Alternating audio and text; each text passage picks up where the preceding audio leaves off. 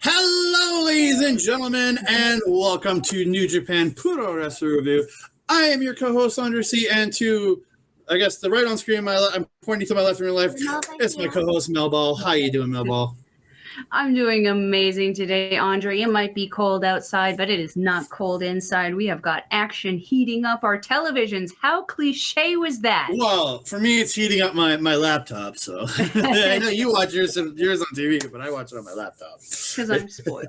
There you go. I'm doing all right. Just been a little bit of a day, but I'm doing okay. So I'm glad I'm here talking to you. That's the big plus. So. To talk about some incredible wrestling. Yes, so we are here to talk about night 3, 4, and 5 of the Super Juniors, and nights 2 and 3 of the World Tag League. So we've got a lot to talk about. So right before we get into it, I want to thank you to our sponsor, Rogue Energy. You can check the QR code where Mel's pointing to right now. Scan that QR code or go to rogueenergy.com. Use the promo code OLEPODS for 10% off your order, and they will hook you up with some great stuff. And me and Melball have both enjoyed very much all the stuff we've gotten from them so far. And then if you're in the United States, you can actually get everything they get in cans now. So far, we can't get it in Canada, but hopefully soon they'll be able to start shipping that up to us. So please check them out. Use the code OLEPODS for 10% off your order. Thank you very much to Rogue Energy and to our partners at our local establishment. So. I got the right corner that time. So we want to get this underway. I forgot to bring the one screen up. It is time for the talk about the tag league. Now I got to bring my other screen up. That's blocking now. Boom. And we're going to talk about, like you said, the Super Junior Tag League from November 25th, 27th, and 28th, and the World Tag League from the 26th and 27th. I'm excited. Again, we had a great plethora of professional wrestling over those 4 nights. And I watched in 4 days. I think I watched 4 nights of New Japan, 2 nights of Stardom. I watched a little bit of AEW in there. Like I watched a lot of professional wrestling. I'm still trying to catch up on the Noah Tag League. It's just a giant mess of wrestling right now. So many tag leagues all happening at once. But man, what a time to be a wrestling fan. Oh, there is so much good stuff going on right now.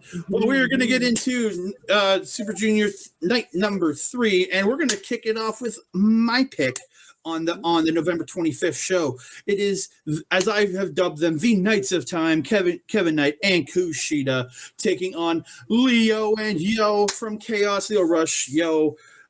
This was a banger, like just an absolute banger to kick a night off. Like, and you've been noticing Leo and Yo have had a couple main events so far, and now they're in the opening. Well, not the opening, because again there was some undercard matches, but the opening tag league match of the night, and it was just a great way to kick it off because like these two teams are absolutely phenomenal. Kevin Knight, his towering dropkick is just amazing. Kushida, again, it's the best thing about Kushida in this match is he's wrestling with Yo, who's Kushida left like when I think around when Yo was on excursion, so or just after he came back in the early days of Yo, so they haven't really had a much of a time to really work together and wrestle. So getting to see these two interact in this match was very, very appealing to me because you get the past/present of New Japan versus what is in the junior division and what is the future of the junior division in Yo and in Kevin Knight too and Leo Rush. But I'm just saying, like,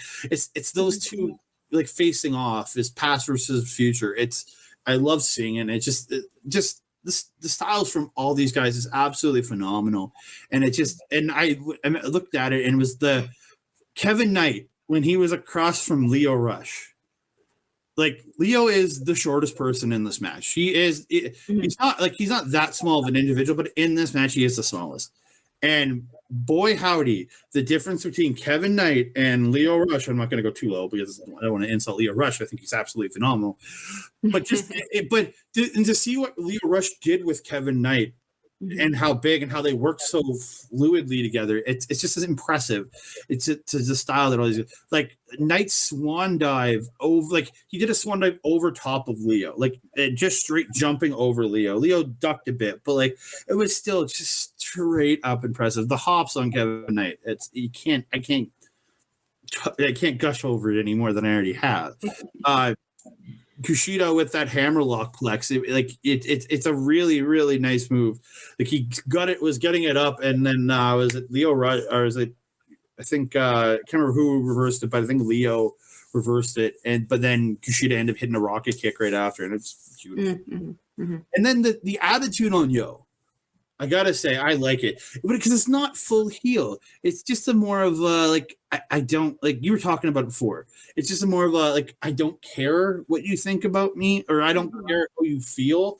I'm just going to be as good as I can be, and that's kind of Leo Rush in a sense. He doesn't care how you feel about him because he knows he's that damn good, so he's just gonna do what he does, and I like that that feeling coming off with Yo too, in that it gives Yo, who was a very vanilla baby face, it gives him a little bit of an edge, especially when you're going up against guys like Kushida and Kevin Knight, who are baby faces in their own right.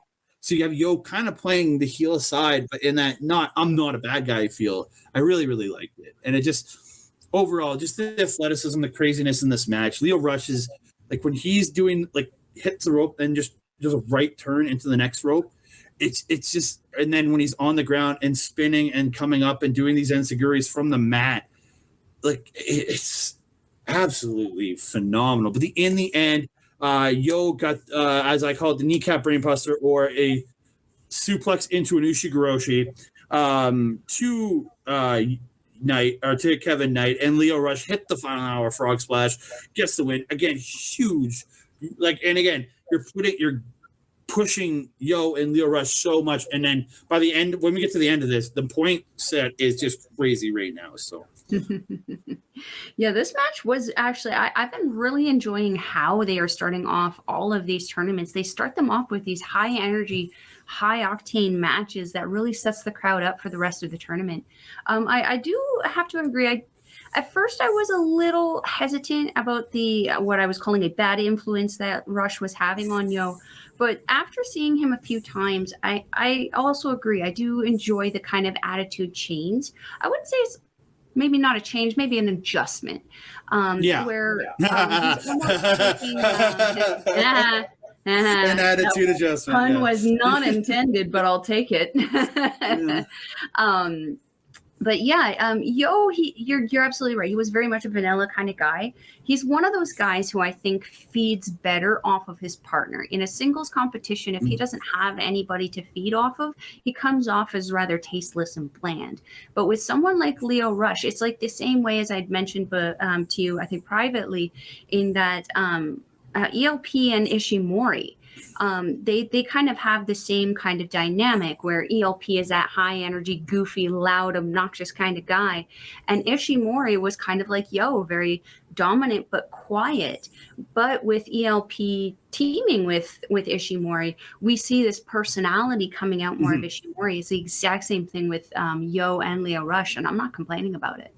No, again, absolutely. It's evolution for this guy, who I think from where he's been, he's the third member of Bishimon's 6-man team. He's not saying he's the unsuccessful, he's not the Marty Jannetty from his tag team, but Sho has gotten the more featured role since.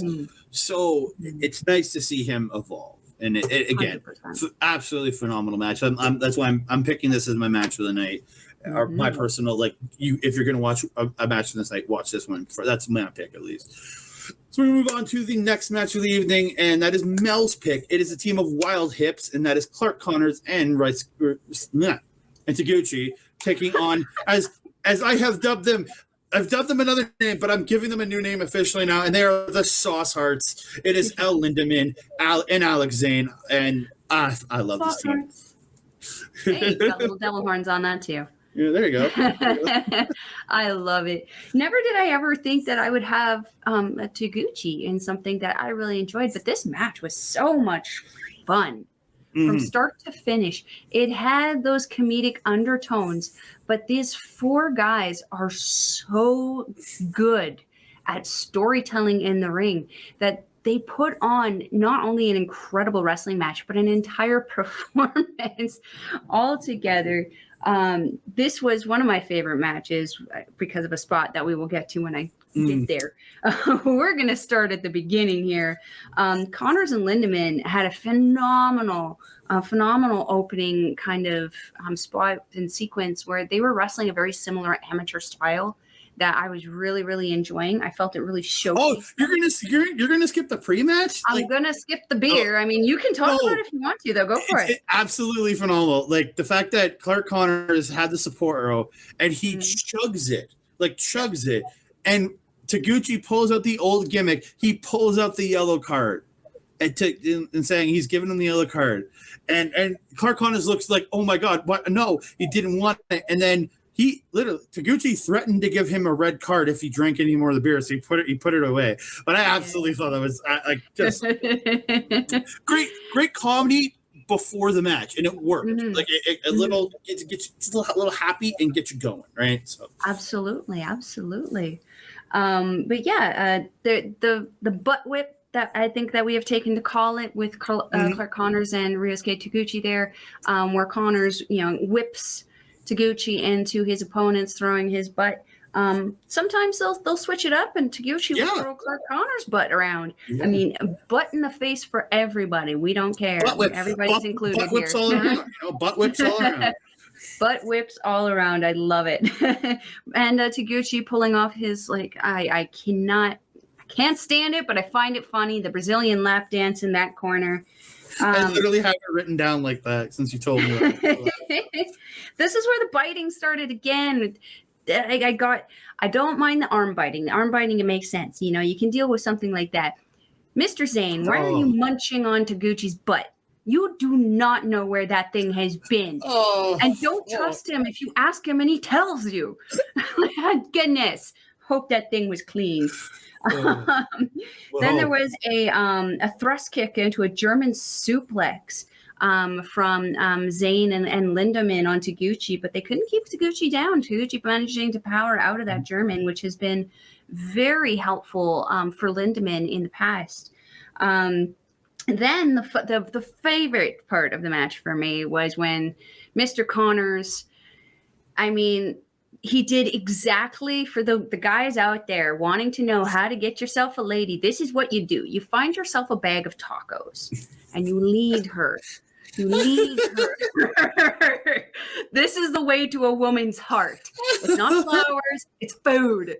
It's the wrong tacos. Specifically tacos. So Clark Connors again luring Alex Zane, because Alex Zane, he's man after my own heart. He loves his tacos. Lured to the outside, sitting there munching down on a little taco outside there, while poor Lindemann is just getting his day wrecked. But goodness, it was like Popeye got his spinach and he da-da-da-da-da-da. Zane hits the ring, saves Lindemann, and then put Connors in the face, Connors' face into Taguchi's butt for Lindemann's problems there. Zane pinning Connors for the win on this one. This was so much fun. I had so much fun with this match. Andre, what do you think? I love the team of Alex Zane and Nell Lindemann. Again, before this tournament, when we were doing the preview, I wasn't sure about these guys because, again, I haven't really seen them together because I know they did a little bit of stuff together in Glee, but I had never seen it. So it was very, and they've captured my heart from the first show. It's just they are so much fun in how they do everything. It's just nothing. Everything they do puts a smile on your face, and the fact that all his moves are after things from Taco Bell, and that the finish there was a taco driver, just so you're aware. That finish was a taco driver. Absolutely phenomenal match. I absolutely love it. Yeah, you got through everything out that I had written down here. So yeah, it just absolutely for once I did it. So going forward for the next couple matches on this show, I'm just going to read. I'm going to read the match, give you the ending, and then we're going to clip on because we are going through 25 total matches. We are highlighting 8 of them. So I'm going to quickly go, just give the result, move on to the next one. Mel won't be giving too much unless there's something specific you really want to talk about in that match. For sure. Moving on to the next one, it is the team of Flying Tiger, of Robbie Eagles and Tiger Mask taking on from Suzuki Gun, Doki and Yoshinobu Kanemaru. The finish of this match was Robbie Eagles got the roll up on Kanemaru with what I really believe is the Itabashi from Saya Ida's move, the Itabashi. It really looked very, very similar, and he got the win there. So, yeah, I recognize the fan. It looked very much like the Itabashi. So You're always better at the names than I am. I love my Saya Ida, so I'm going to remember her pin finish. The next match of the evening was actually a Battle of the Bullet Club. You have the sub team, the subgroup from House of Torture, Dick Togo and Sho taking on Chris Bay and Ace Austin. Absolutely phenomenal match. This is my runner-up for the night. But in the end, Bay hit the ultimate finesser to Togo, and Ace hit the fold, and they got the win to stay undefeated in this tournament. That's 3 straight wins for Chris Bay and Ace Austin. Absolutely. Anything on that one, Mel? So I don't have anything to say on the match per se, but I have an interesting question to bring up to you about this. Or sorry, an interesting factoid. It's interesting in the way that Yujiro and Evil and then subsequently Sho and Togo have been tremendously and mercifully negatively impacting each other throughout this entire tournament, having their respective teams sitting at nothing so far. Maybe cheating isn't the way to go. We're not going to complain about this. It's just worth noting that they have been a tremendous detriment instead of helpful to each other throughout this tournament. Yeah, it was an interesting one. So yeah, and then the main event of night 3 of Super Juniors on November 25th. It was the team from LIJ, Teton and Bushi, taking on from the United Empire, the team of Catch-22, Francesco Akira, and TJP. Again, absolutely one of my favorite tag teams is TJP and Francesco Akira. I absolutely love these guys, and they are having a hell of a tournament. But this is when the Teton and Bushi did something they haven't been able to do, and that is pin the champions. The fact that Teton got the suicide dive to TJP, then Akira half and halves Bushi, but Bushi ends up getting the MX onto Akira, and then Teton hit the stomp after hitting the MX, and they picked up the win. A huge win to pin the tag team champions. Again, if you don't win this tournament, you hold a win over the champs. That's saying something. That's a potential title match before Wrestle Kingdom, possibly on the road to Tokyo Dome tour. You never know. Let's hope so. Let us hope so. And quick point update after the third night. Chris Bay and Ace Austin alone on top with 6 points. Then you got Teton and Bushi, Catch-22, El Lindemann, Alexane. You have Flying Tiger and Leo Rush and Yo all with 4 points. Then you have Kevin Knight and Kushida and Wild Hips with 2, and House of Torture and Duki and Yoshinobu Kanemaru with 0 points. I can breathe. Okay, and then we are going to move on to the November 26th show that features the World Tag League on the heavyweight side of it all. And we're starting out with Mel's pick, and it is the team from the LA Dojo, Gabriel Kidd and Alice Coughlin, taking on from Los Ingobernables de Japón. It is Sonata and Tetsuya Naito. Excellent.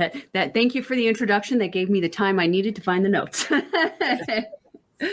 This was a fun match. I mean, Naito he's always fun. He's always that, pardon the language, he's a mind fuck guy. He likes to come in and mess with people in their heads in the ring. And Gabe Kidd was really a victim of that at the beginning of this, really messing with Naito, really picking at him.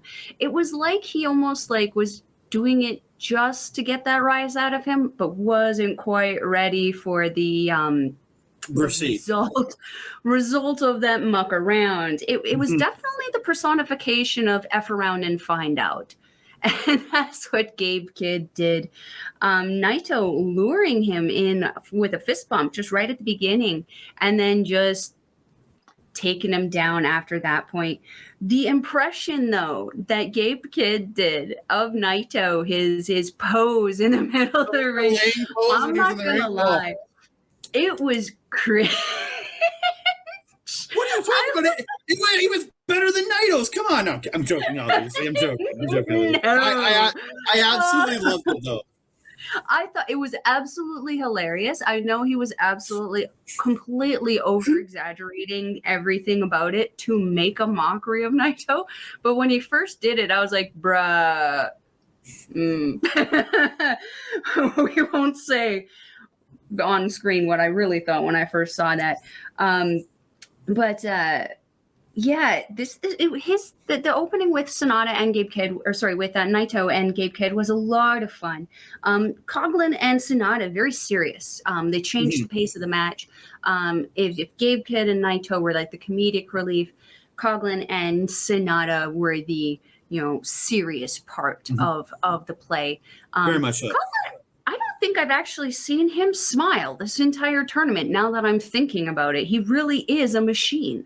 He's a cyborg, but mind you, Sonata doesn't smile either, so we'll leave that there. I also noted Coughlin seems to always be in a constant state of flexing. Like his lats, his chest, his shoulders, everything seems to be out, and I'm not complaining about it. I quite like it. What I really enjoyed was him coming out there and Sonata applauding him. Watching him pose and be like, oh, okay, yeah, okay, yeah, okay, you're sure. Getting the crowd to clap along and everything. I really, really enjoyed that because it's Sonata finally playing those same kind of mind games that he's learned from his illustrious leader. There was like a row your boat kind of moment between Coughlin and Naito on the ropes to break up the figure four. That was just flat out impressive from Coughlin because he got him in that modified figure four, and he just like lifts himself up and just like slides himself across the ring. Like there was no of this man is incredible. There was no struggle. There was no like I'm crawling. He's like, nope, I'm going to the ropes, and he just grabbed it. Like it was impressive. Of course, I have to shout out Sonata's Paradise Lock. It is my favorite submission in professional wrestling. Kid, again, I want to say that he's this wild kind of card in this tournament. He's like that. He adds his own little piece of flair, no pun intended on that one, to all of his moves that he does. And it's just that little thing of his that makes it his, whether it's a laugh, whether it's a face, whether it's how he moves or what he moves into. I really enjoy how he has evolved from graduating as a young lion. There was an interesting crossbody Coughlin did, where he looked like he almost like hovered for a split second going into it. I think he was hitting on Naito in the corner. Yeah. But the German deadlift was freaking amazing. The double team, again, I can't talk highly enough about the double team between Naito and Sonata. There's just too many moves that they do to adequately go through it, and we don't have the time. But it is so seamless. It is so flawless. But Coughlin and Kidd seem just as seamless and flawless, and I'm going to assume that's because of the training history that they have together. I think so. It really, really worked well for them. In the end, Naito pinning Coughlin after a Destino. Yeah. And it was a long one. It took him a while to capitalize on that pin. I nearly died calling that Destino. Andre, what did you think? Again, great opener. Actually, this was one of the couple matches I had shortlisted, but the match I picked was always kind of my number one. But I had this match shortlisted for if you had picked my number one, I was going to go with this one.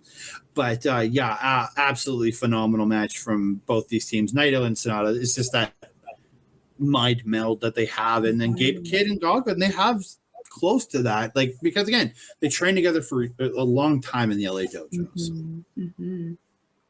Yeah. Is there anything else, Mel, on this one? No, that's all for this one.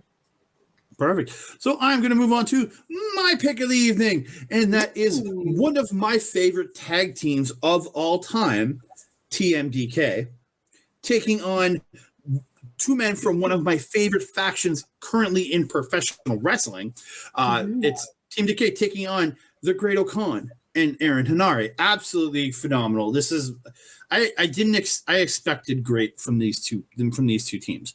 Like Henare and Khan, yes, they're not quite the flowing tag team yet, but they have that familiarity. They're really good. And TMDK, I've been watching them. Like I got to see a little bit of their stuff in Noah way back when, just the odd match here and there. I was a big fan. I saw some of the stuff that they did when they came over and did a little bit in New Japan. Then I was a huge fan of them in their NXT run, like as TM61. Again, incredibly big fan of this team. When they reunited earlier this year for the Strong Openweight Tag Tournament, and then were announced to come over here, because this was not the TMDK team I thought we'd be getting. I thought we were getting Big Teats and Jonah in this. I am at this them in this tournament makes me so happy because I love this team. And like just this match overall, just so wonderful. Like his in-ring is top notch. Like you have this like beautiful, like really early a snapmare, and then it just hops up, and just the form of his drop kick, to drop kick Henare in the C position, just the form looks so good. And then Nichols in with just some of the great stuff he does. It's their timing is so well, but again, that's years and years of working together, and there's no rust from not tagging together for the last couple of years, and they're absolutely phenomenal.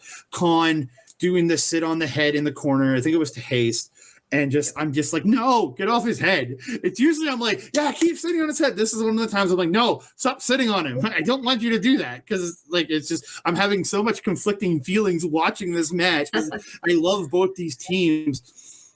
Nichols reverses a German suplex into this great DDT on Henare, and then hit like a sliding clothesline for a 2 there. Just phenomenal. Henare with the, as I call it, because it's very similar to Sheamus's Beats Bottom, where he's got him on the ropes and he's smashing him in the chest. Yeah. And he hit the Haste, and Haste falls out. So Khan goes and chokes him like on the outside and just beats on him, and before sending him back into an Ari who gets a pin. But it's that cohesion from UE that they have, even though they haven't been straight up a tag team for a while. They've been working together for so long, right? Because again, Khan was the first person to join Ospreay, and then it was Henare. They've been working together for a while as a unit.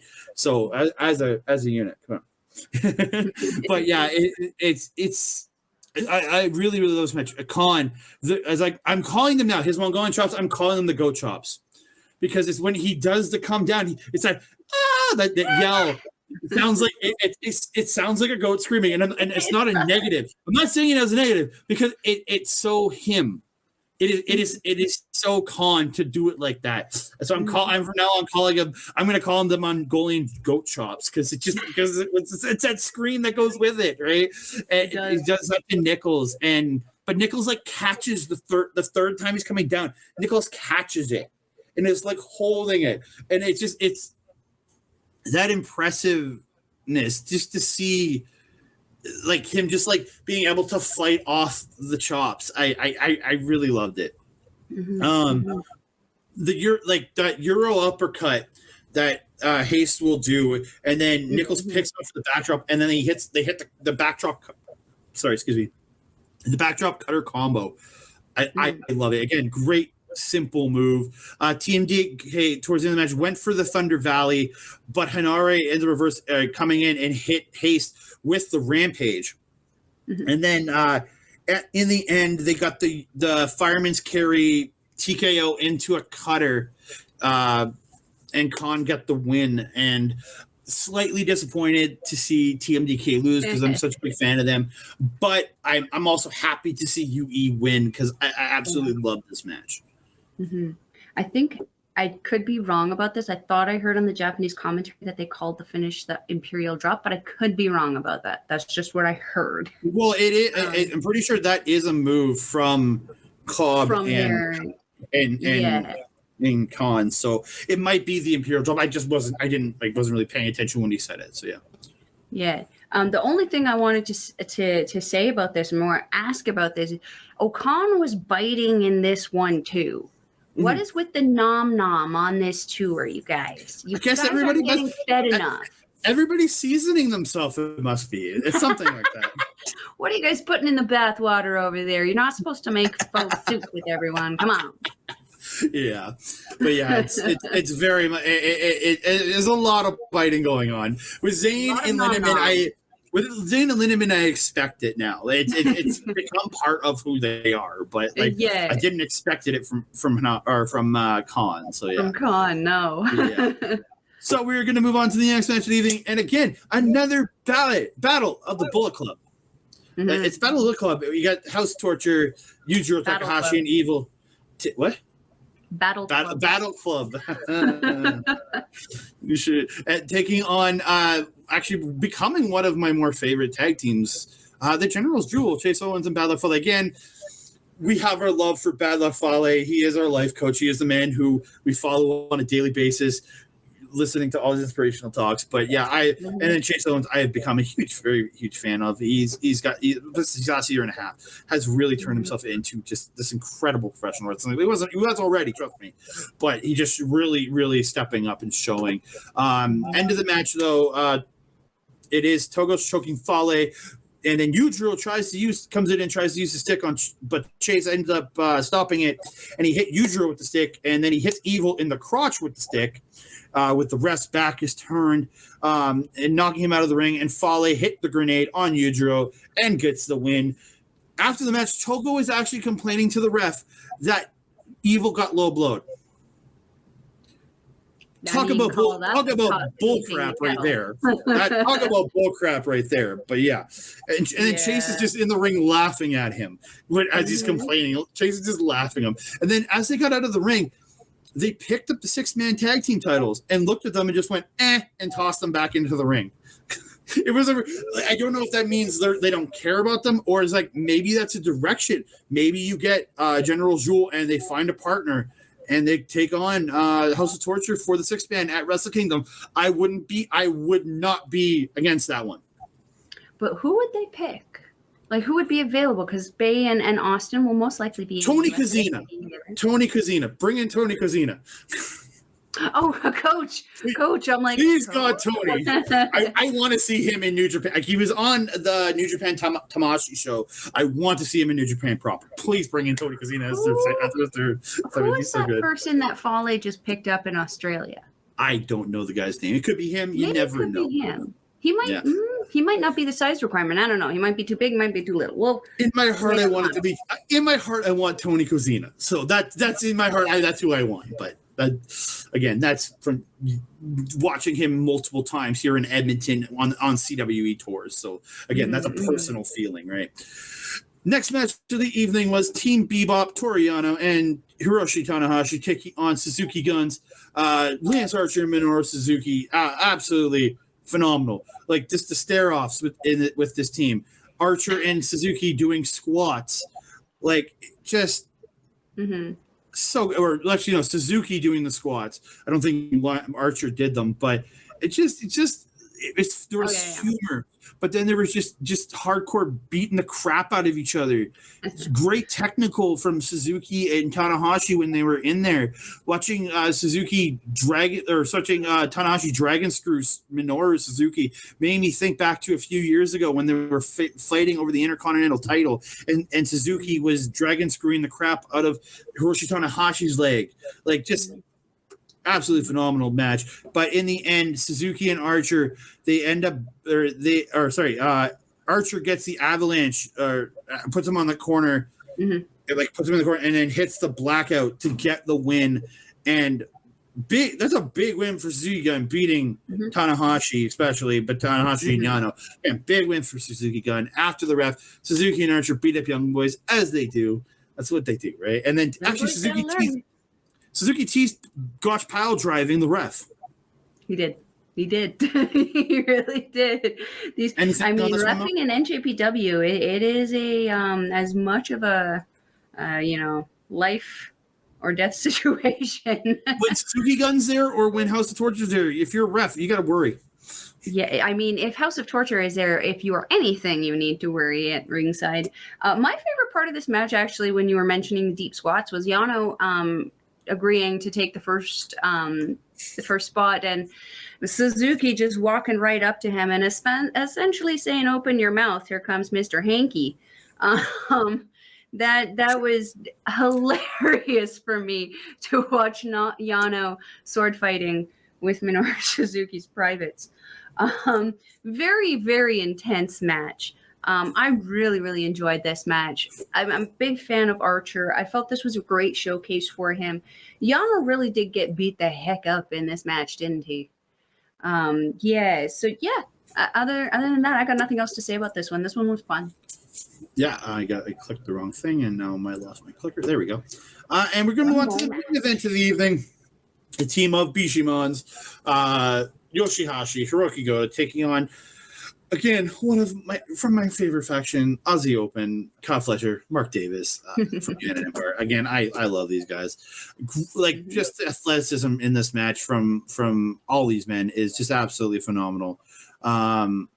The end of the match, Bishimon go for the Shoto, but Goto actually gets tossed and kicked out of the ring, and then Aussie Open hit the sandwich clotheslines and hit Coriolis on Yoshihashi for the win. Again, absolutely phenomenal match. Just some of the great stuff from both these teams. Like Ushigoroshi, like it's just a classically great move. As simple as that. I want to highlight a couple things after the match. Fletcher said they waited a long time to get into the tag league, and they belong here in the main event, winning in the main event. They wiped the floor with Bishimon, and no one can stop them. They are Aussie Open. They are the Empire, and they run the world. Again, not exactly what they said, but again, I got the best lines in there. Gideon says, "Bring your best game when you step in, because they are the best in the world." And he called them. I didn't know this. Dunkzilla. Mark Davis, is that what I think he called him? I believe that's his Instagram tag. Yeah, I didn't know that. And when he said Dunkzilla, I was just like, that is awesome. And then the Aussie Arrow, Kyle Fletcher. Again, I absolutely loved it. And I read this online. Mark Davis is 3 years younger than me.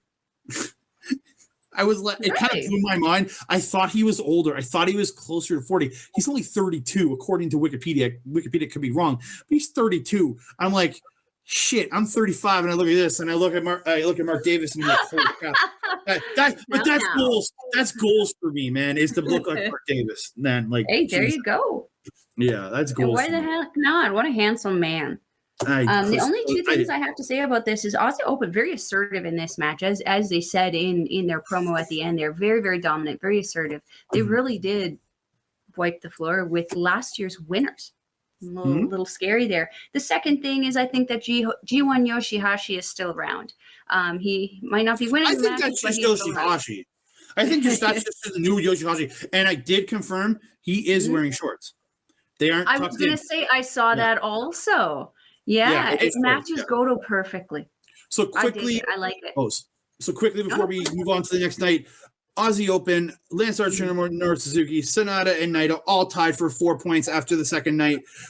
Shane Hayes, Mikey Nichols, TMDK, Generals Jules, Chase Owens, and Balak Fale, Bishimon, Aaron Hanari, and the Great Khan, all with 2 points. And then Team Bebop, Yujiro, and Evil, and Gabriel Kidnaz called in all with 0 points after the second night. Again, only 2 nights in, and we only going to get one more night on this when we're recovering, and that is the following night for November 27th, which was a supersized tag league show because it involved both of the tag leagues, and you had the Super Junior Tag League and the World Tag League in one night, 10 matches. But the best thing they did not do any undercard matches. It was just straight up 10 matches. And some of these were a good bit shorter. And one of them was very short and very surprising to me. So we're going to get into it. And on November 27th, we're going to start out with Kevin Knight and Kushida, the men who seem to be the opening junior tag league match. And I am okay with them being the openers. Taking on Los Gobernobes, Titan and Bushi. Absolutely fire match. He's great. Again, the athleticism from all these men working together and seeing a guy that as big as Kevin Knight doing the stuff he did with Bushi and Titan. Absolutely amazing.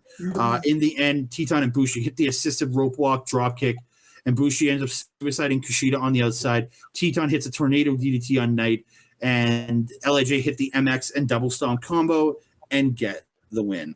Again, absolutely phenomenal match. The only few things that I had about this match was Bushi and Titan very aggressive coming into this match. Kevin Knight crazy powerful, and I felt that this was a great showcase for both teams.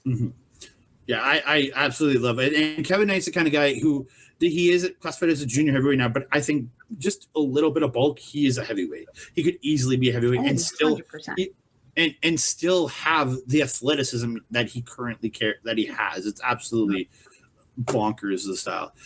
And then move on to the World Tag League. First of the World Tag League matches, Gabriel Kidd and Alex Coughlin from the LA Dojo taking on United Empires, Aaron Hanari and the Great O'Khan. In the end, big boot by Great O'Khan to Gabriel Kidd, and Hanari hit the Streets of Rage and gets the win. Again, great showing from both teams. Again, the cohesion and how good the just the pure ability of Coughlin and Gabriel Kidd. So again, Gabriel Kidd has had a long career, I think, and I'm pretty sure Coughlin had a career before the dojo too. Again, majority of wrestlers going into the dojo have had a career beforehand, or at least the LA dojo had a career beforehand.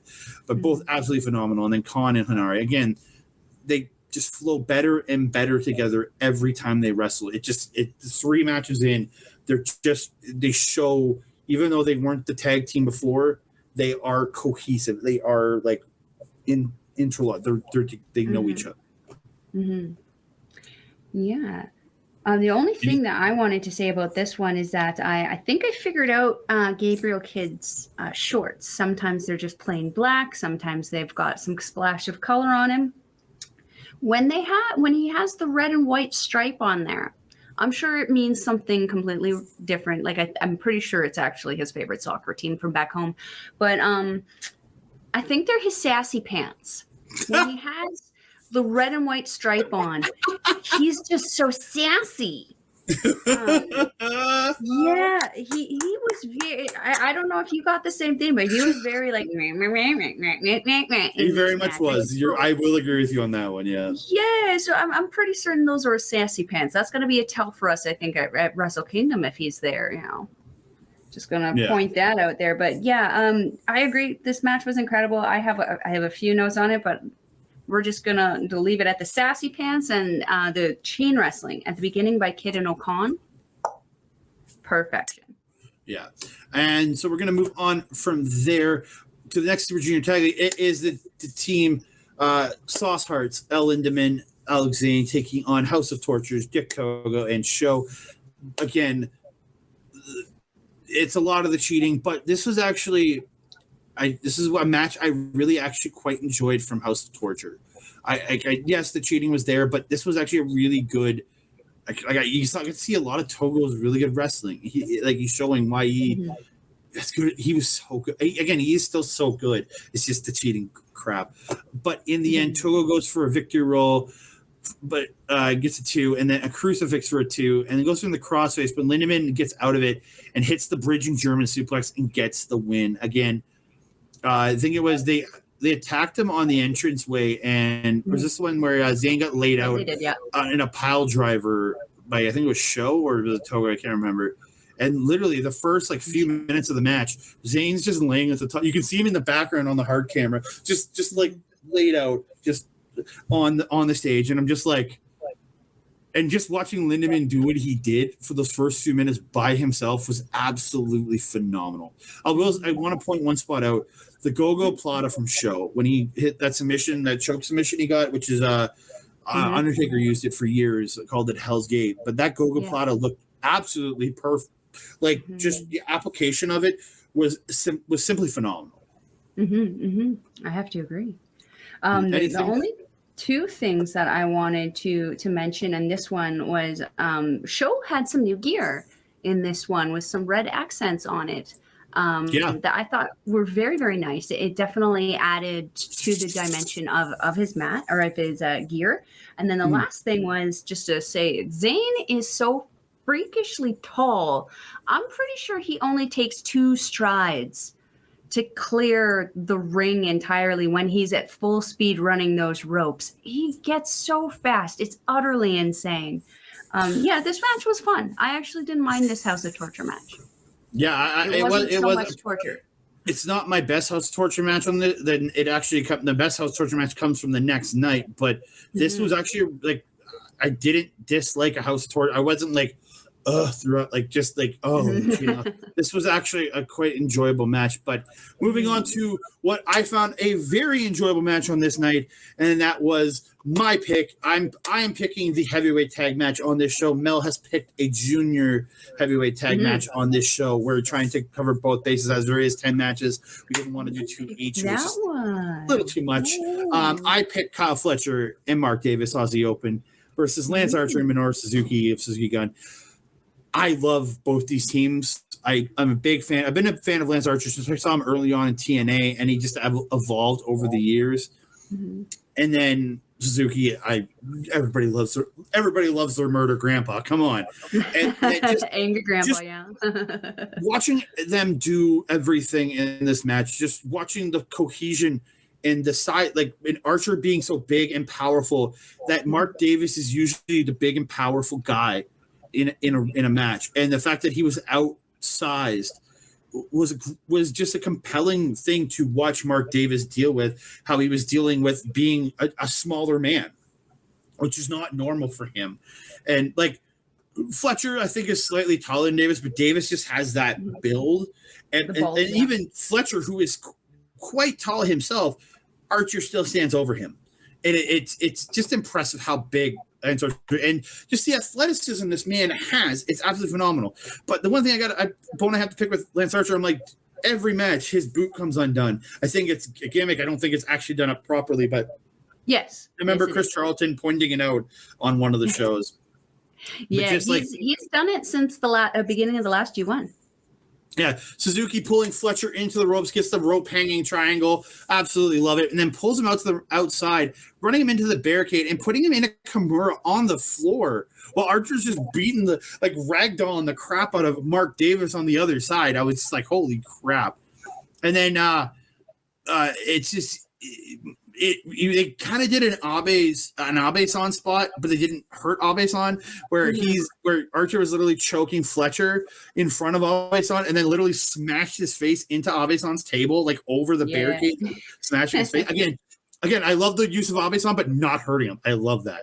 But yeah, and like just some great stuff. Again, Mark Davis chopping Archer and then catching with an enziguri and a sliding elbow in the corner. Like just, again, beautiful sequences from all these guys. The ability that he could put Archer down was that kind of overcoming there and getting the big man down, I think, was a big spot there. Aussie Open actually tried Coriolis on Archer, but Archer ended up stopping it and just slamming picking up and slamming Davis, and then hits his beautiful PK and splash on Fletcher for it too. Again, it's just the back and forth of these teams I absolutely love. Fletcher getting a brainbuster on Suzuki. Like, you don't see Suzuki taking moves like that very much because most people don't get a chance to lift him. Fletcher actually lifted Suzuki because Suzuki's not a guy who lets people lift him. And again, it's just you don't see it much, and he gets up and gets brainbustered. Actually, I was very surprised. Aussie Open went for Coriolis again, but Suzuki got the rear naked choke on Mark Davis. And then the gotch goes for the gotch, but Fletcher actually pushed Archer into Suzuki and hit the off the shoulder kick to the face on Archer, with Mark Davis and Fletcher doing that.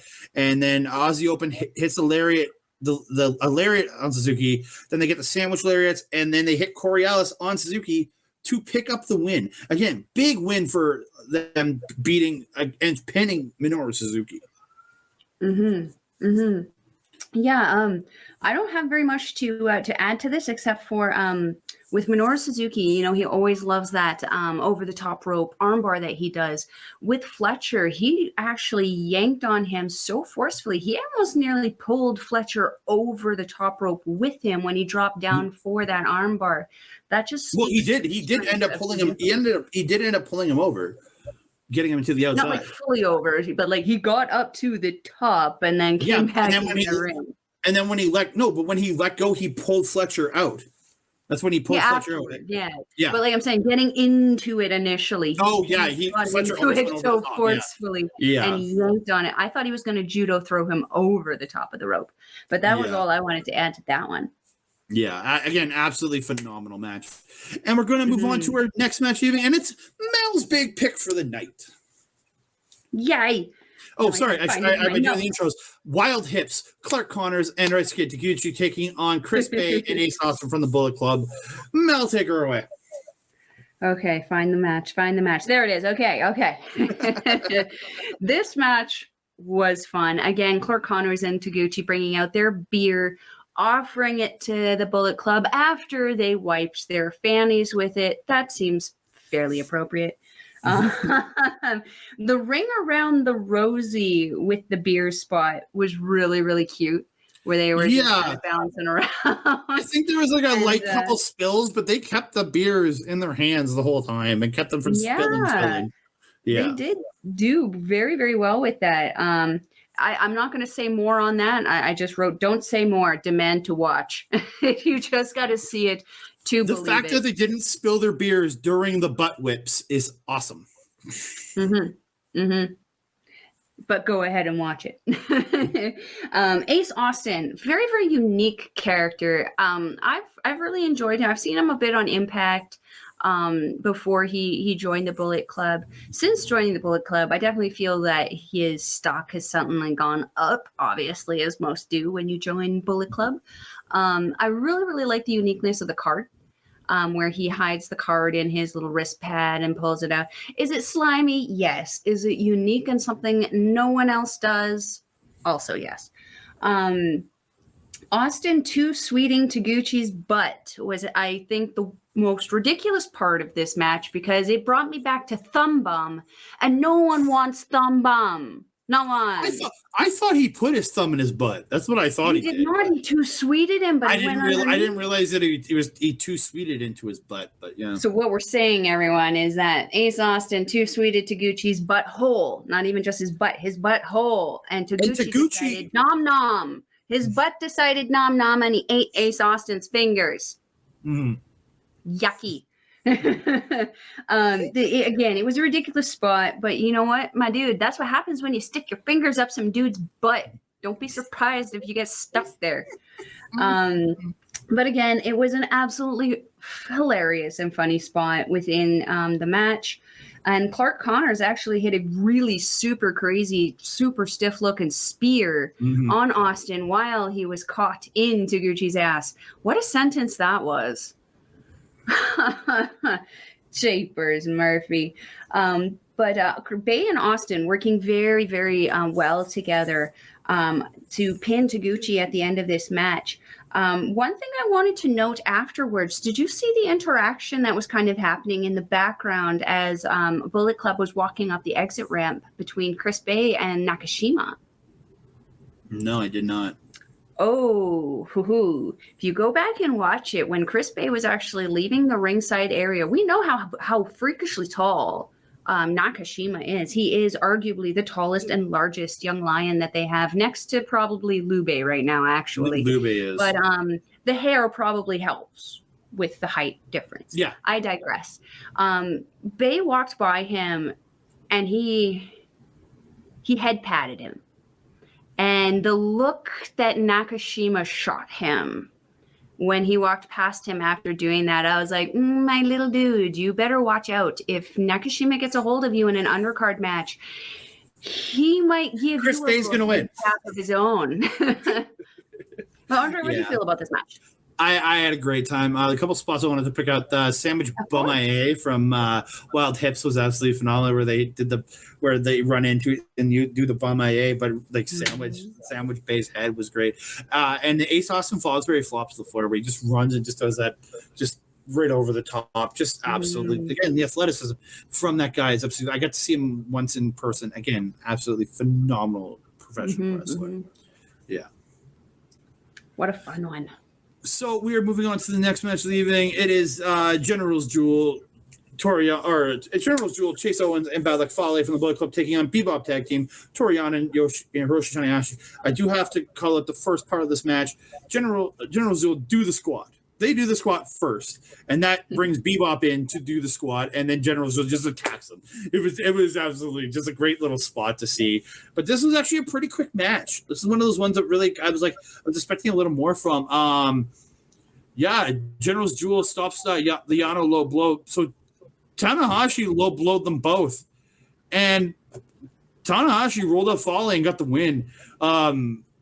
A lot of Tanahashi's style has been rubbing off on Yano lately, but Yano's obviously rubbing off on Tanahashi. So yeah, very short match, and then Yano and Tana did do the squats in the ring after the match. Mm-hmm. I did want to say Tana's hair in the Bebop tag team with the little pompadour at the beginning is absolutely dreamy. Like that man, he's the ace, let me tell you. The spot where he tried to lift Fale at the beginning, like my dude, I just why you haven't beaten him down enough? Come on, that's Fale. Fale's not going to give that to you at the beginning of the match. And the last thing I wanted to note was the Chase Owens. We've been mentioning we're very high on him right now, but he in this match especially had like a special little spring in his step. He seemed to be just really, really happy in this match. I really enjoyed it. I really enjoyed seeing it. Yeah. That's all I got to say on that.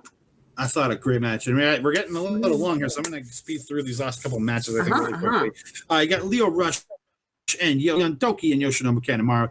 End of the match came when Kanemaru actually goes into whiskey. I think it was Leo, but he ends up whiskey spraying Doki, and Kanemaru gets knocked off the apron, and Yo super kicks Doki. Leo hits him with that springboard, bottom row springboard stunner. Like just the spring back is awesome on that one. And Yo hits a plancha onto Kanemaru on the outside. Leo hits the final hour frog splash onto Doki, and they get the win. Again, Leo Rush and Yo have absolutely had a phenomenal tournament. I have actually nothing to add to this one. This one, you pretty much got it all. Perfect. Again, a really fun match. Like a really fun match. Then back to the heavyweight division. You have one of my favorite tags in the world, TMDK taking on Yujiro and Evil. Again, like as much as I say it, I enjoyed the other House of Torture match. This one, not so much. Again, and just a lot of the collective House of Torture crap in this one. You hear the crowd booing, and I don't even feel like it's booing because they're heels. I feel like it's like a very early 2000s X-Pac heat, like boo, you suck, go away kind of heat. I don't booing him in the sense of they're a bad guy. In the end, Sho distracts the referee. Togo chokes Nichols with the garrote and to him out. They get the high-low onto Yujiro and the backdrop neck breaker onto Evil, and then they hit Thunder Valley onto Yujiro, and they get the win. And then I literally wrote right after that, thank God. Yeah. This match was pretty much just jump start by Togo and Sho. What are they doing here? 4-on-2. Evil Haste actually start the match. Marty takes a hell of a bump. The 4-on-2 assault continues. That's literally all the notes that I had for this match. Yeah, again, it was a very House of Torture-esque match, and I think I probably would have died inside a little if TMDK had lost them. So, I'm going to agree. Moving on to our semi-main event of the evening is the team of Flying Tiger, Robbie Eagles, and Tiger Mask taking on the current IWGP Junior Heavyweight Tag Team Champions, Catch-22's Francesco Akira and TJP. Again, absolutely phenomenal match. All these guys just killed it in there. The Facebuster 3D, where it's like the flapjack, and Akira pulls him down with the Facebuster. Essentially, the Facebuster version of the 3D. I absolutely love that move from those guys. And the actual finish came when Catch-22 hit the sandwich knees to Tiger and got the 3 count there. Again, I'm loving the different ways that TJP and Akira do win their matches. So, yeah. The only thing I said was this was a really fun match. I think I enjoyed it so much I didn't even take notes. There's some of them like this one. I have a good bit of notes, but it's not as many as I thought I did because I was so enthralled with the match. Like it was so good. Exactly, same. Yeah, and so we're going to move on to our main event of the evening, and that is Bishiman, and it is Yoshihashi and Hiroki Goto taking on Sanada and Tetsuya Naito. Again, absolutely phenomenal. Both these teams, I think, both have that ability not to have to communicate with the other and know exactly what they're doing. And it's just all the great stuff from both these teams. Again, this is one I took a bunch of notes on. I think I was getting a little tired at this point, but again, it was still really quite a good match. This is at the end of Sunday, where I've watched so much wrestling over the last few days. I think I was a little bit tired at this point, but yeah.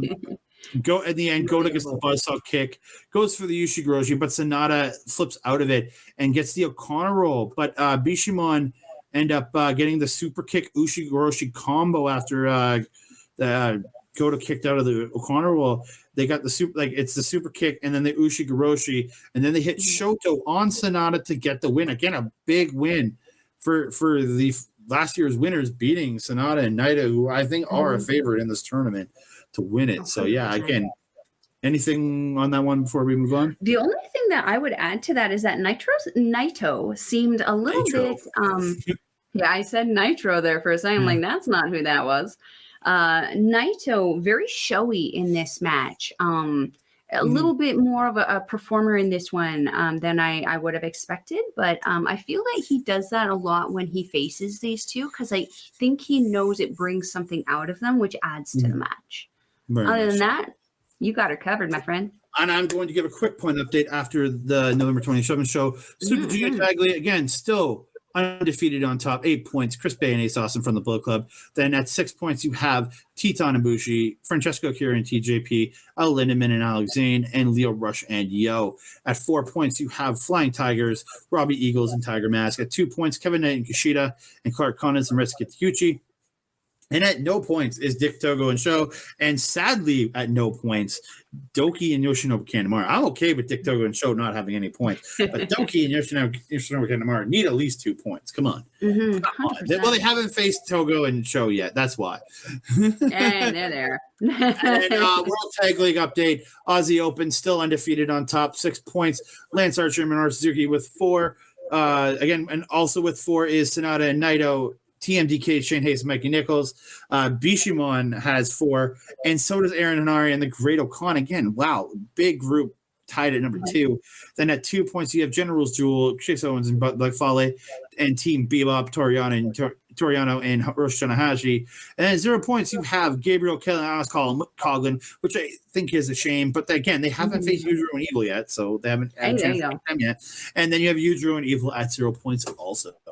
So yeah, and we're going to move on to the final night. We're going to talk about that. It's Tuesday as we record this, so this is the last show we had watched that came out yesterday. Again, we've been watching a lot of these shows with Japanese commentary, so again, I've really liked that actually. First match of the evening was on this one.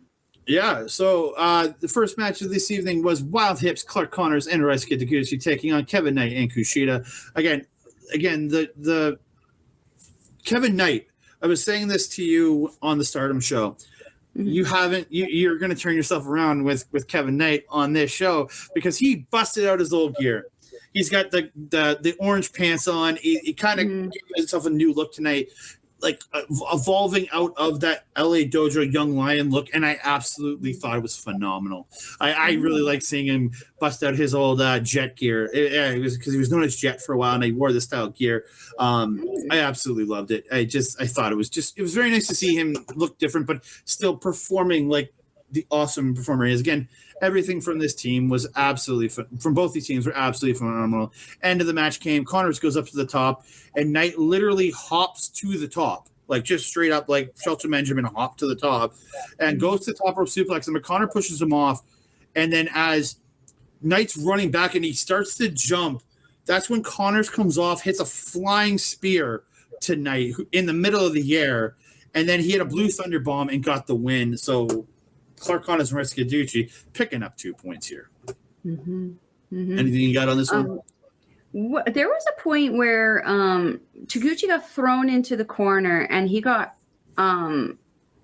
dropped like on his butt. He's waiting in the corner, and Connors got Irish whipped towards him. I believe it was Kushida who tripped him and sent Connors' face to the coach's mini coach.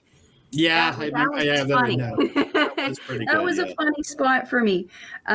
Also, I don't know what the move is called. It's just pretty much, I just call it where you just bounce off the ropes and run into somebody, because that's essentially what you're Shoulder doing. block. A shoulder block. Just a shoulder block? Okay. Well, the shoulder block that Clark Connors did to Knight, where he just caught him so good. Again, Knight is like a freaking jumping bean. He sprung out of there, almost ended up outside of the ring from that shoulder tackle. Oh, sorry, that's the pound. That's the pound. Monty Brown used to use it back in the day. It's the pounce, where it's like just run in and tackle kind of deal. Like it was known as the pounce. Yeah, that was crazy. Other than that, I got nothing else. Yeah, again. And one other spot I really want to point out from the Knights of Time, as I like to call them, the multiple arm ringer spot where they just arm ring and then they trade and they arm ringer. And I just it's such a simple spot. But I absolutely love it. It's just a fun spot just to watch the opponent just go over and over again. It's just absolutely phenomenal. I love it so much. 100%. So we're going to move on to the next match of the evening, and this is actually one of my this is my favorite House of Torture match so far on this entirety of both these tag tournaments. And I see. But I think a lot of it was who they're facing in that Francesco Akira and TJP are that good.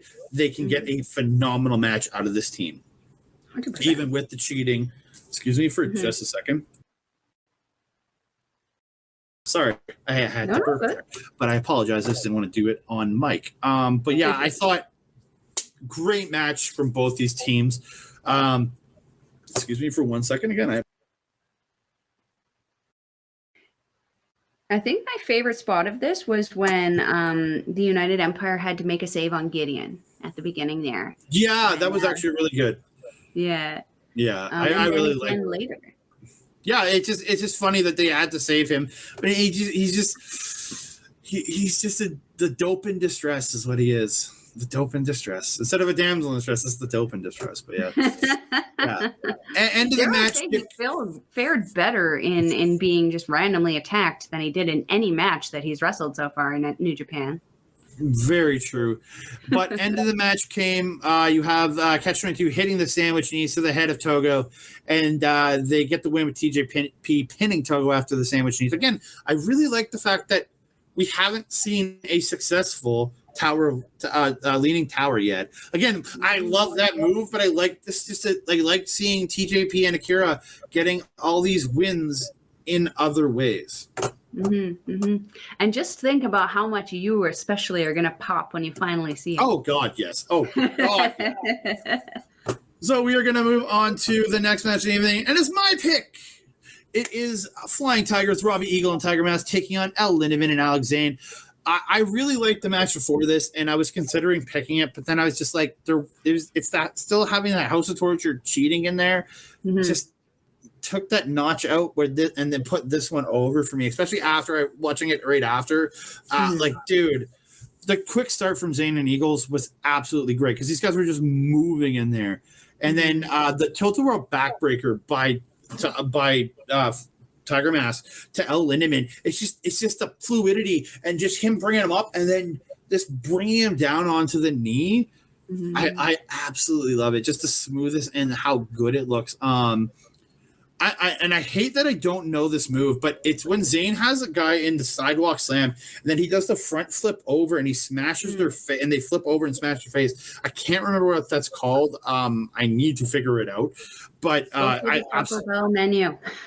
Yeah, it's probably like the Gordita Surprise or something. I don't know. Maybe it's the Baja. I know he has a move called the Baja Blast. I'm just not sure if that was it, but I absolutely love that move. I've never seen I think the closest thing I've seen like that is the SOS, but the SOS is a very different move in that sense. It's just cool to see the flip and the face smash of that move. Zane ends up putting Robbie on the top and goes for the Rana, but's pushed off, and then catches him and stops the top rope head.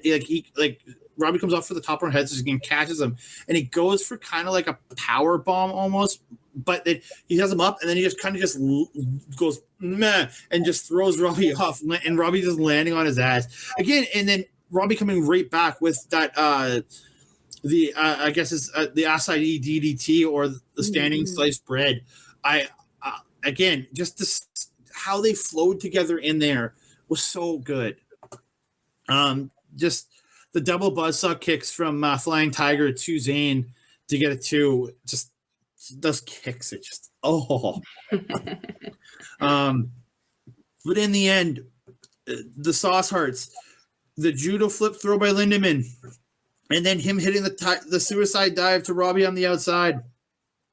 And Zane coming off the top with that cinnamon twist to Tiger Mask and getting the win. I absolutely love that. Those two together with that judo flip and that cinnamon twist. They work so well together. Absolutely.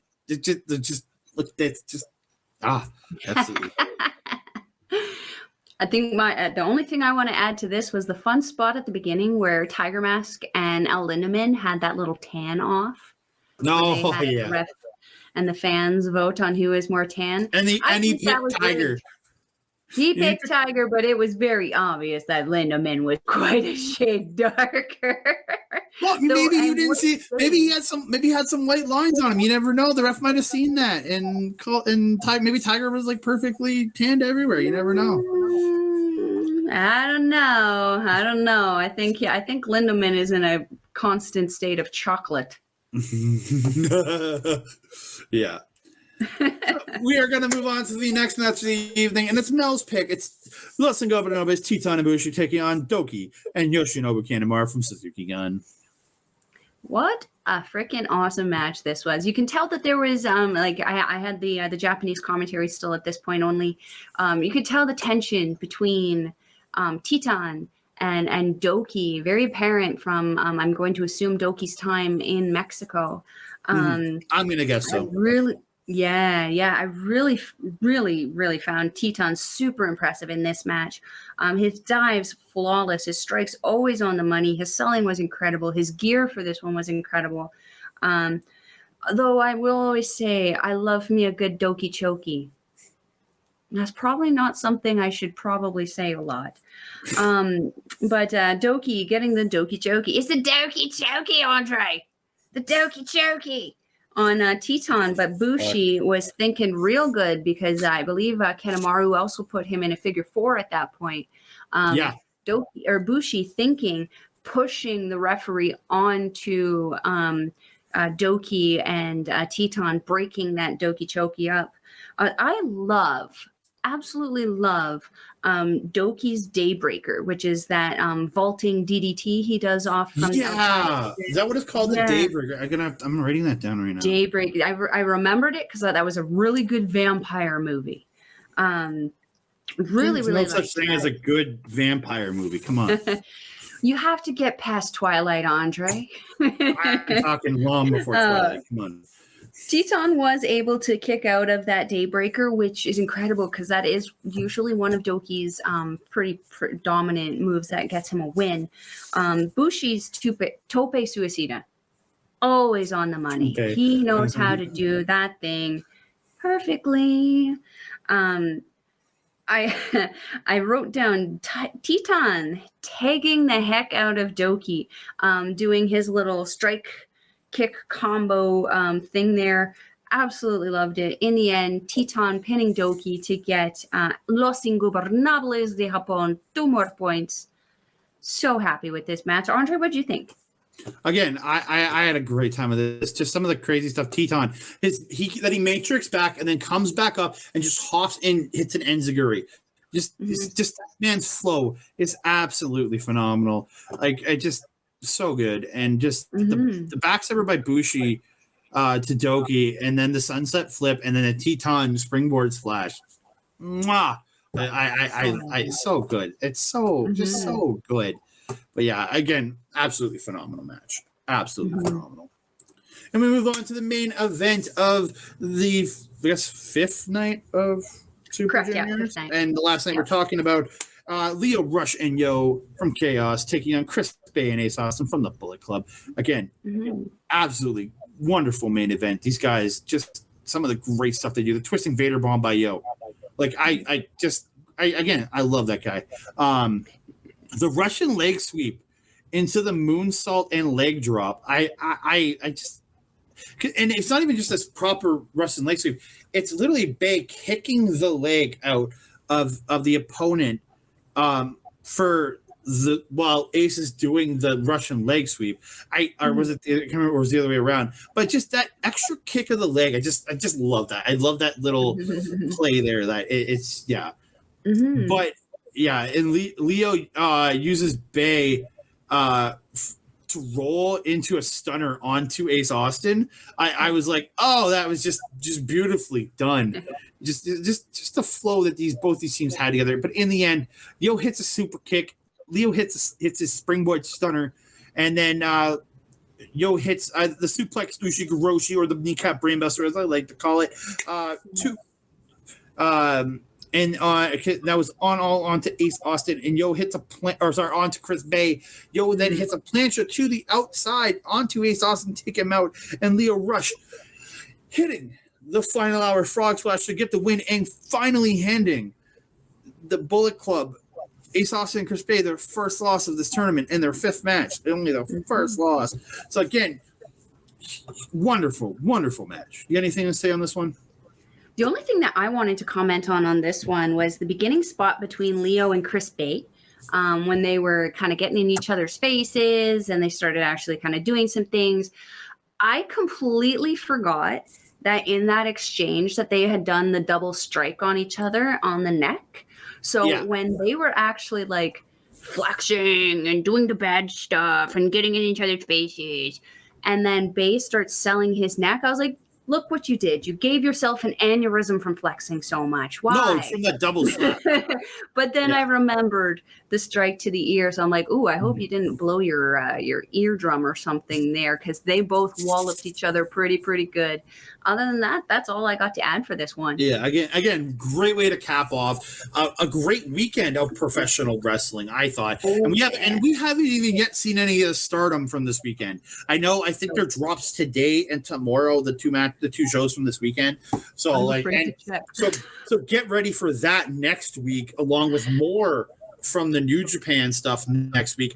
I'm pretty sure we're going to be coming back again with 3 days of shows, because there's a lot of wrestling to catch up with over this next week or two, because Stardom ends up, I think, will end on the December 3rd, 4th, or the second weekend of December they end, and then actually the first weekend of December they end, and then you have the New Japan going for another week and a half or so. But I'm very happy with all the professional wrestling we have to watch right now. So 100%. But I'm going to give a dinner date at some point. Get us some tacos to enjoy these wrestling matches too.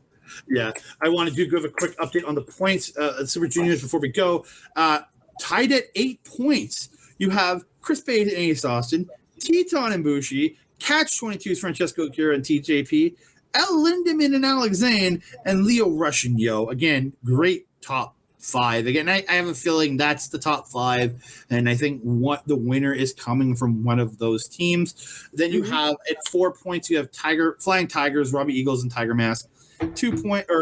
Also at 4 points, I apologize, Wild Hips, Clark Connor, and Reisuke Taguchi. Then you have at 2 points, Kevin Knight and Kushida, and at 0 points, Dick Togo and Sho. Yeah, they can stay down there. I want to see Doki and Yoshinobu Kanemaru get at least 2 points in this thing. Yeah, no, Sho and Togo, they can stay down there. Hopefully stay 0. But yeah, again, absolutely phenomenal weekend of professional wrestling. We are going to have so much more coming for you in the next over the next 2 to 3 weeks. We have a lot of professional wrestling to talk about. Stardom, New Japan. We are probably going to be coming back towards the end of the year with our Chalk Talk show, going over from live here in Edmonton. We're going to get to see Josh Alexander and Masha Slamovich in person at the Top Talent Pro Wrestling show on December 22nd at Midway. You can get your tickets at toptalentwrestling.com or Top Wrestling Academy. They do have an Everbright thing. I can leave the link in the description box down below. And before we go, I want to thank our sponsor, Rogue Energy. Again, scan the QR code down in the bottom right corner, or go to rogueenergy.com. Use the code OLEPODS for 10% off your order. I want to thank our friends at our local establishments for working with us and helping us out with everything we do. You can find us streaming on there every once in a blue moon. I think our next stream is going to be until the night/morning of Wrestle Kingdom. We will be doing a live stream for that one, live from Mel's house again, in which a very special guest let the local Edmonton wrestling scene. Two special guests actually. I think we already know one of them because she was there. Yes, the wonderful, beautiful Yvonne is going to be joining us again for Wrestle Kingdom, and with any luck, she will be wearing a beautiful traditional kimono for us in the spirit of Wrestle Kingdom. And we are going to have a very special guest. Is it going to be? We're gonna hold that off for a little bit. Yeah. But I said he. I guess it is a he. I'll say that. From the local professional wrestling scene and international wrestling scene too, because I know he's wrestles out of the country too. So you're going to have to wait. We'll give you that update a little closer to Wrestle Kingdom, but I can't wait. It's going to be a great time. Also want to thank our friends at. Oh, and you can catch our local establishment on Twitch at Our Local Establishment or on Instagram at OLE Podcast. And I want to thank our good friend Mike the Ref for simulcasting everything we do. You might be watching us on his channel. If you are, please go check out our channel on YouTube too, but please keep supporting Mike. If not, go check out Backbreaker Video on YouTube. You can also check Mike out on Twitch multiple days of the week, especially every Wednesday when he's watching the AEW Dynamite show. On twitch.tv/Mike the Ref. And again, I think I don't know if his thing will still be going, but he was doing a fundraiser for Jack.org. If you want to see him dance in a panda suit, $1,500 we're already at $1,000.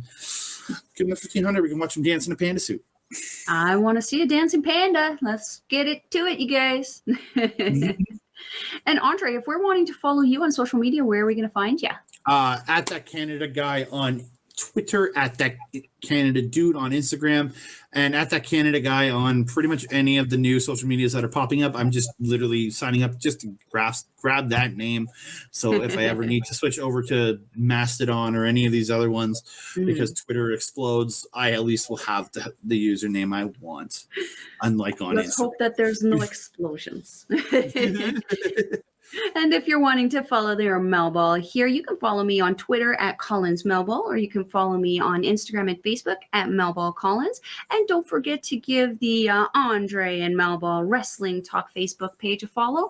I'm always active on there, as is Andre, posting all kinds of articles to chit-chat about, as well as updating you guys on all of our specials, shorts, full features, and stuff going on within our world of professional wrestling. So, Andre, if you don't have anything left to add to this incredible review, I am your Melball. That is your Andre. We will see you next time. Adios.